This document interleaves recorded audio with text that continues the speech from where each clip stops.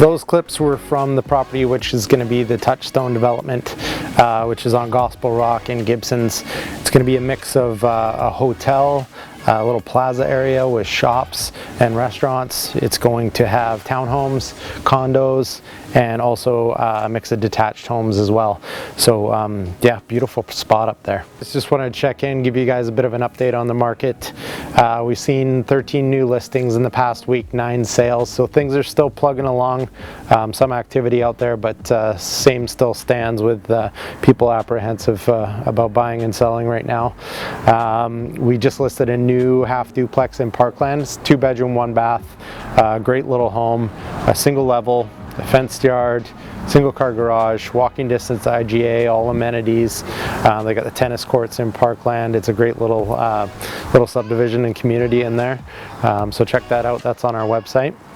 So I wanted to cover in this video something that gets kind of overlooked and we get questions about, which is the adjustment date in the contract to purchase and sale. I think everyone knows the completion and possession date. They're pretty self-explanatory. The completion date is when the title changes hands, when money changes hands, and then the buyer officially becomes the new owner of the home. The possession date is generally the day after. That's when the buyer gets their keys, they can move in, and they actually get to possess the home. The adjustment date, not as straightforward, and we do get a lot of questions about it, but adjustment date is used by the lawyers to calculate the statement of adjustments. This date is generally the same date as the possession date, but it basically takes any prepaid utility such as property tax.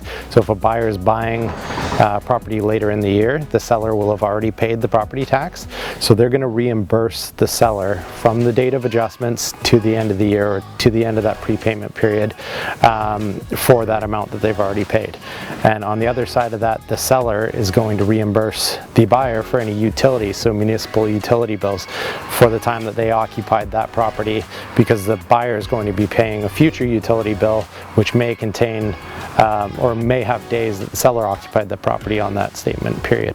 So anyway, that's what the adjustment date is, and that's what the lawyers use to calculate those costs going back and forth and reimbursing the buyer or the seller in the statement of adjustments.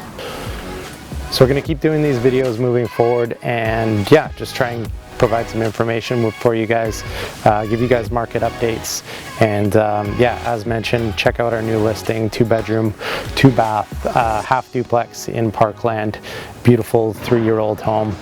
Check that out on our website. I'm sure you all have been watching the news.